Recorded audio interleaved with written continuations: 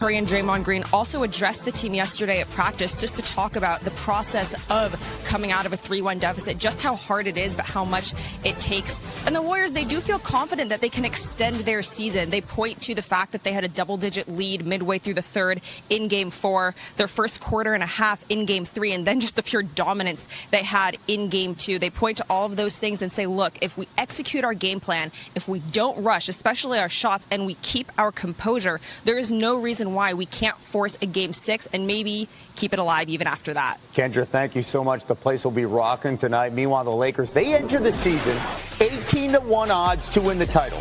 Those odds were as long as 75-1 on Thanksgiving Day. They entered February 40-1 odds, tied with the Heat for the 13th best odds in the league.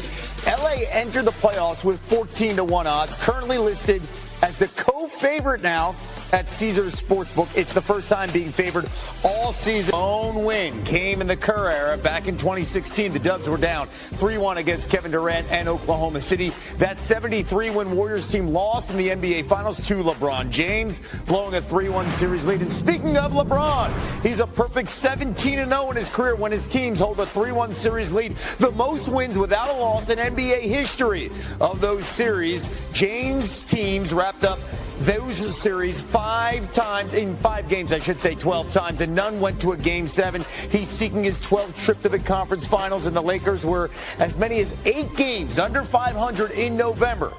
Since conferences were created in 1970, there have been 3 teams that reached the conference finals after being 8+ games under 500 at any point in the regular season, according to Elias. They'd also be the first team to reach the conference finals after finishing last in their division. And joining us now from the Chase Center, Kendra Andrews, who's covering the Warriors, and Dave McMenamin, who is with the Lakers. Kendra, let's begin with the defending champs. All right, Steph, Clay, Draymond. They've been in this situation twice before. What are the Warriors drawing from past experience? 3 games to 1. I've been on the wrong side of 3-1 before. Back to Iguodala, up for the layup. Oh, blocked by James. If we're going to get out of this hole, we all have to play better. Somebody has to win 4 times. That's why you play it out. Welcome to NBA Today, presented by PNC Bank.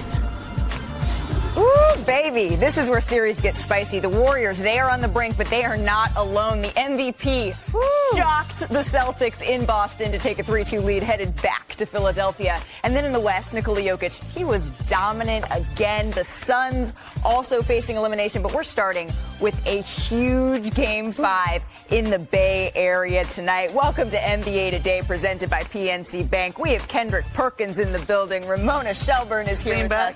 The one and only Richard Jefferson. Yeah, it's a big Wednesday. It's a big Wednesday. It's a big Wednesday when you are here. Let's talk about this. Let's dive into this game because it's enormous. We can't really overstate this. We were so hyped for this series, and it could all come to an end tonight. But Richard, you've been on the flip side of this.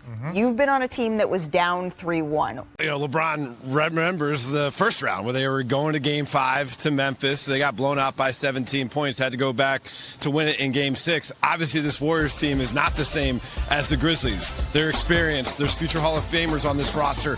They have 4 rings to many of their names. LeBron James said, we can't be comfortable coming in here. It's just not possible against an opponent like that, and that is why he believes they will be ready. And you want to think about another motivating factor for the Lakers coming into Game 5. Yesterday, the NBA released its all-defensive first team and second team. No Anthony Davis on the first team, no Anthony Davis on the second team. And I've spoken to AD over and over again throughout these playoffs about his intensity and pride that he brings to the defensive end. I can guarantee you, he's a guy who knows the analytics. He knows that opponents are shooting X% when I'm the primary defender. They're shooting X% when I'm the secondary defender. With that level of attention to detail he brings to the defensive end, I believe he'll come out looking to make a statement about all the people in the NBA who forgot about him when it came to the best defenders. Yeah, keep this in mind, too. The Lakers are currently 8-point underdogs heading into this Game 5, the chance to close things out and rest. Dave, thank you. Game over. The Lakers come storming back in Game 4. You just try to win one game. That's what Lakers are playing. They do have a chance. Like they 100%. You don't want to go into anything being like we have multiple opportunities to win one game. That is the complete opposite of the mindset that you want. Because even if you lose a game, let's say the Warriors win, it's a close one, you could still leave a game with confidence. You can leave a game feeling that you learned something, that you gained something, and prepare yourself for the next game. But don't ever go in there with thinking that we have bullets to waste. That is the absolute worst idea. I agree. And when you think about the Lakers, there are two stars, LeBron James, 38 years old, year 20. AD is 30, right? But he has a body of a 50-year-old. And so you actually need rest. So if I'm looking at this series with Denver and the Suns, I'm hoping that it goes 7. The more days rest I get, the better for my two superstars. If I'm the Lakers, I'm approaching this as a must-win situation.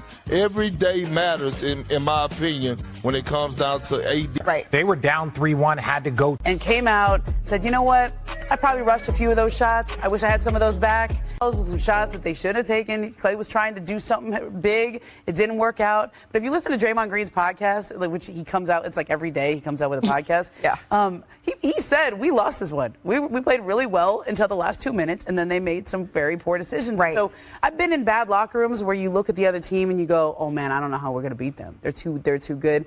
That Warriors locker room felt like they beat themselves and they're going home for Game 5. Well, they was lying. They was lying, and the truth wasn't nowhere near them. Because if they really wanted to mash the gas when they went up by double figures, they should have took advantage of that in the third quarter. Instead, the Lakers walked that down. Now, Momo, I would be optimistic about what you're saying if it was coming from any other person besides Clay and Draymond. Because I'm worried, right, about Jordan Poole, his relationship with Steve Kerr. I'm also worried about, is you going to use Jonathan Kuminga in this series? No. Probably not. Got hurt. People were banged up. So it's really just about, like, get it done as quickly as possible. If it takes, 6, fine. If it takes, but get it done as quickly as possible. Well, and that's what LeBron was saying. You can never be comfortable against this Golden State Warriors team. And one thing that I think back to is the famous speech that LeBron gave your team when he said, oh, they've lost it. Oh, this is when we can see a sliver of daylight. We can take advantage of this here. But the good news for the Lakers, right? Take a look at this. LeBron James, he's 31-0 in playoff series when he has a 2-game lead. Guess who the only player is with a better record? Oh, yeah. It's Kareem. Look at Magic. Well, had him in something this year, didn't he? A lot of Lakers There's on that. a lot of Laker greatness there. A lot of Lakers Ramona, there. we No were both Celtics across the street, though, for this Game 4.